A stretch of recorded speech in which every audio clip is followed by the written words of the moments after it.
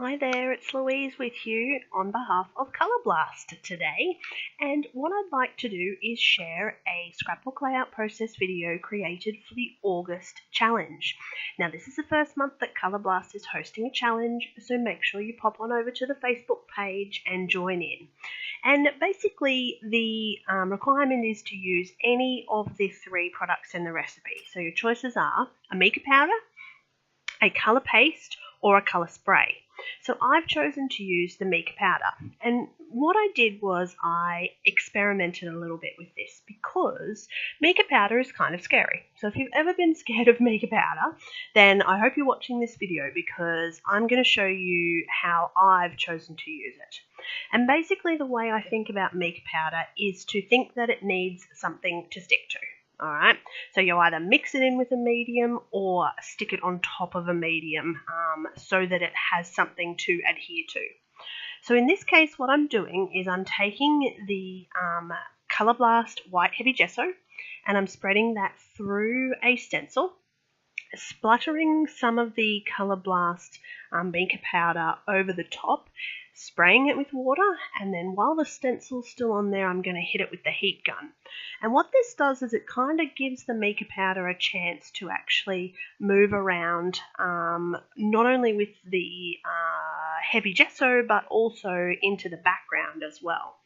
So I'm using a 9x12 sheet of cardstock, and I've repeated that process with the same stencil over and over again, and as I progressed I did get a little bit more heavy-handed with the gesso and with the mica powder, but I really like how the product when it's finished has this sort of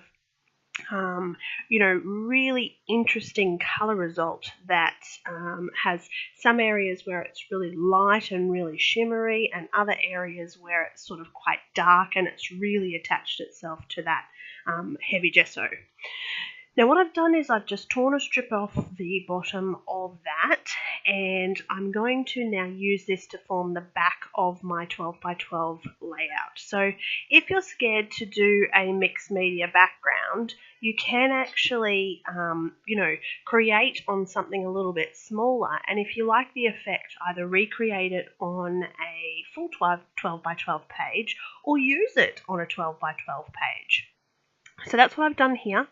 Now I've also torn some washi tape, and the washi tape, the idea of that is just to create a layer that's going to join my mixed media background with my background paper.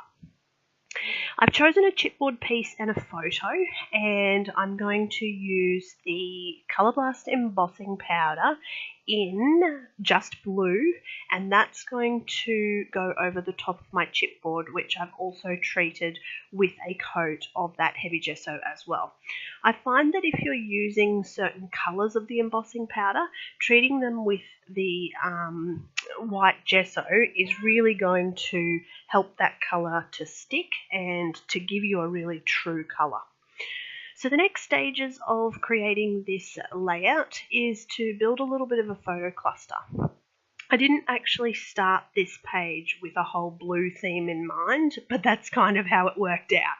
So I've chosen some blue elements, and I've also added a little bit of silver and some grey in there too, just to help lift all of these elements up off the page. Now I'm looking at my cluster on my background and I'm sort of thinking, okay, I'm liking where it's going, but it's just not quite where I want it to be just yet. So I bring out the colour spray in Caribbean, and I'm just going to freehand paint some of that onto the back of the page. Now, as with any mixed media background, some stamping will also help lift that a little bit. So I'm adding some stamping, and I'm just going to use the colour spray in road base just to add a little bit of dark splatter into the background. So the final stages in putting this layout together, I've popped a little Charms Creation heart there. I'm going to add a sentiment sticker, glue everything down, and this layout is finished. So I really hope you enjoyed that from me. I am looking forward to seeing your creations for the challenge. Please also subscribe to my YouTube, and of course check out Colour Blast for more projects.